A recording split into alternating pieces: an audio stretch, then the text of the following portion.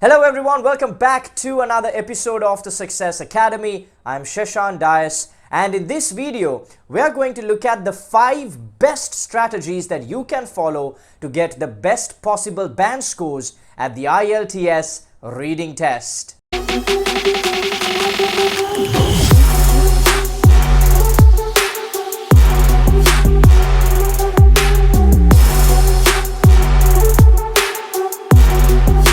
Alright, so we have done many videos in the past about IELTS reading. So if you want to get more information about the test itself, what is the marking criteria, what is the time duration for the test, what are the different sections of the test, what are the question types, even if you want to get a full paper discussion, we have done videos on all of these different aspects of the test. So make sure to go and check out our channel if you want to get more in-detailed information about those areas. However, in this video, we are going to look at 5 different strategies that you can follow, especially if you have more than 2 months to prepare for your IELTS reading test.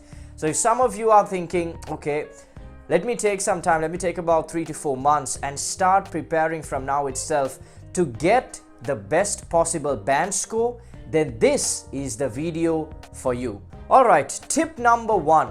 The first thing that you obviously have to do if you want to improve your reading is to start reading. So one of the things that you can do, regardless of whether you're going to do the academic test or the general test, start reading as many things as possible.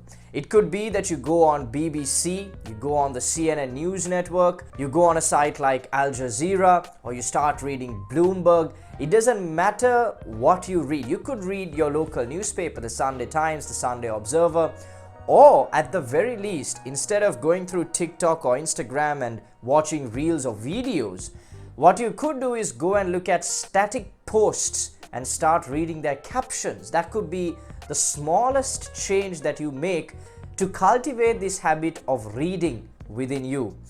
The more well-read you are, the easier it is going to be to understand what they're saying in the text. The problem is, I get a lot of students, sometimes they can speak good English, but they haven't read books, they haven't read newspapers, so they're not well read. So although their first language is English, they still find the reading test difficult because they have not trained themselves to read.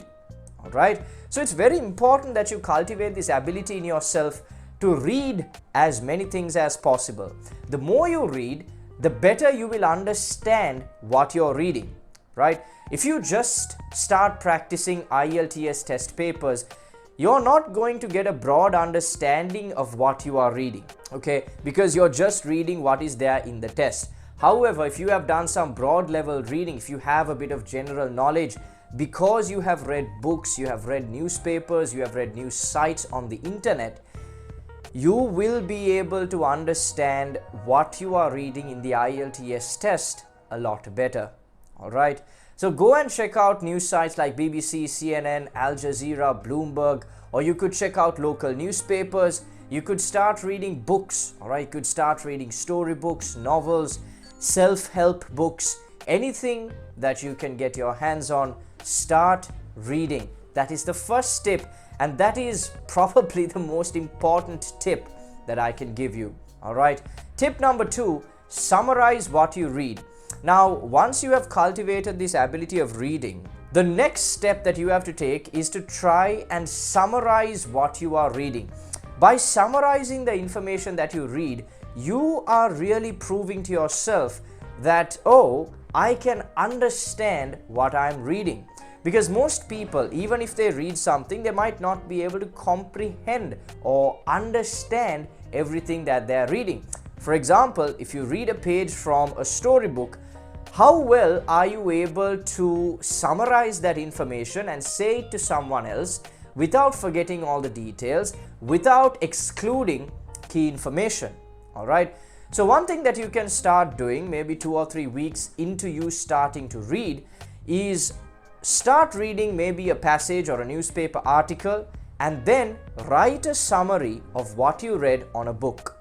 Alright? So maintain a CR book and you can start writing what you read on that book. So you're basically summarizing the information. By writing down what you're reading, you're able to articulate your thoughts a lot better. All right, because for most of us, writing what we read or summarizing what we read can be very difficult, right? Understanding what we read can be very difficult. So this is a quality, or this is a skill that you have to try and cultivate in yourself. So summarizing what you read is the most important second step that you need to take. All right. The third step, or the third strategy that you need to follow, is try and improve your speed reading skills. All right. Speed reading is essentially the same thing as reading, but you're able to read faster and understand the information better. It's actually the second component that is the most important. You are able to understand the information quicker. All right. Look, you don't have to go and do courses about speed reading, and you don't have to get an in-depth understanding about what speed reading is. I'll tell you something very simple that you can do. When you are reading something, try to use your finger and map what you're reading. So basically, let's say you're reading this book, all right? So you open this book up, and if you're reading a text, if you're reading a paragraph, you follow what you're reading with your finger.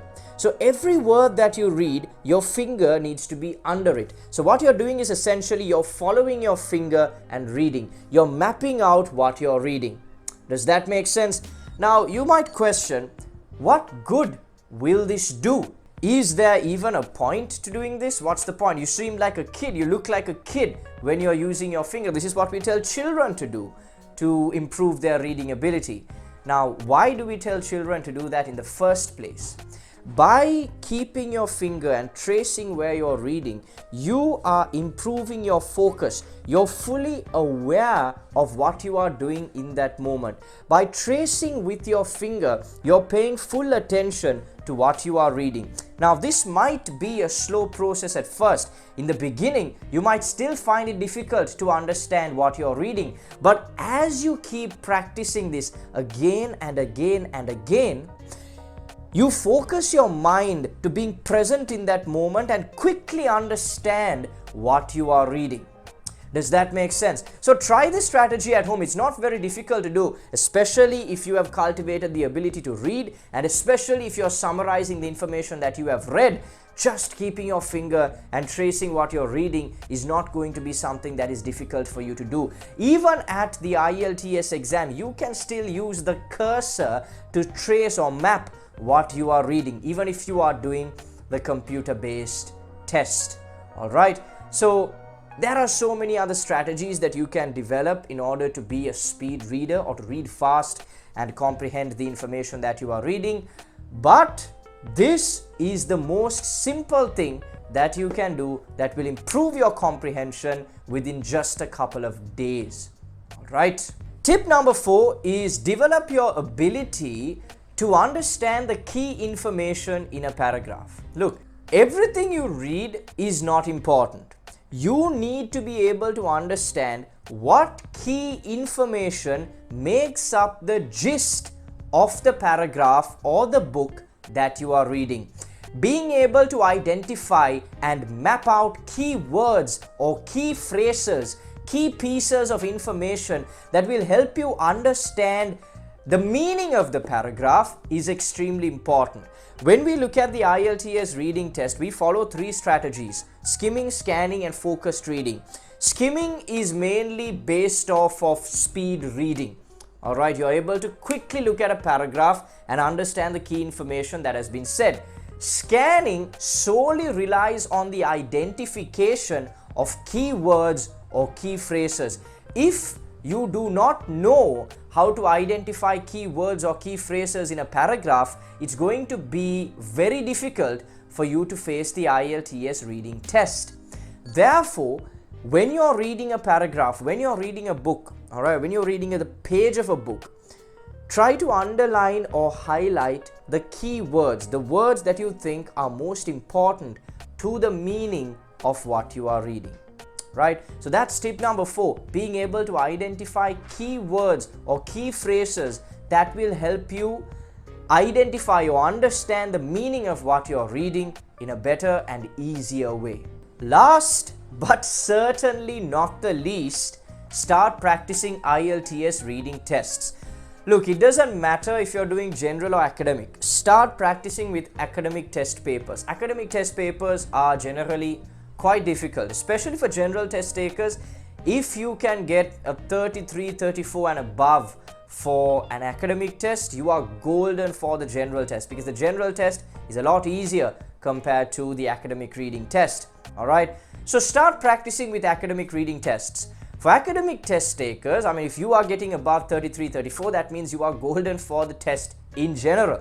Alright, but in order to get to that level, unless your English is extremely good, you need to practice at least more than 12 times. That means more than 12 papers you need to practice in order to be good, in order to get above 33, 34, 35 marks at the IELTS reading test. Specialize yourself in the skills of skimming, scanning and focused reading, and do your best to complete every paper within 1 hour, and try to get above 30 marks for every paper that you do. When you're strategizing, you know that the reading test has 3 sections. Try to get the full marks for parts 1 and 2. That means close to 26 to 27 marks for part 1 and 2. Make sure that all those questions are correct. That's a lot of pressure. That's nearly 70 to 80% of your pressure taken out of your last section. Do you understand what I mean? So try to get as many marks as possible in the first 2 sections. Ideally, try not to have any mistakes at all in the first 2 sections, and then that will take a lot of pressure off of your third part of the exam. But if you haven't practiced at least 15 tests before the actual IELTS exam, you can't even say that you have tried. Alright, it's imperative, it's very important that you practice as many papers as possible in order to be competent, in order to be confident in facing the IELTS reading test and getting the best possible band score. Alright. Okay, so with that being said, we are done with today's video. Today was a very short video, but so important. I sincerely hope you watched till the end of this video. And just a reminder, if you want to learn more in detail about the IELTS exam, about listening, reading, writing and speaking, and if you want to get live feedback for both your speaking and writing sections and learn the key strategies and information on how to get the best possible band score for your IELTS exam, make sure to call us on the number below to get access to our video course and our 10-day IELTS training program. So we hope you enjoyed this video. If you did, make sure to subscribe to the channel, click that notification bell so that you get notified every time we put out a new video, and make sure to comment any question that you have, any feedback that you have down in the comments below, and don't forget to share this with a friend. So till our next video, keep practicing.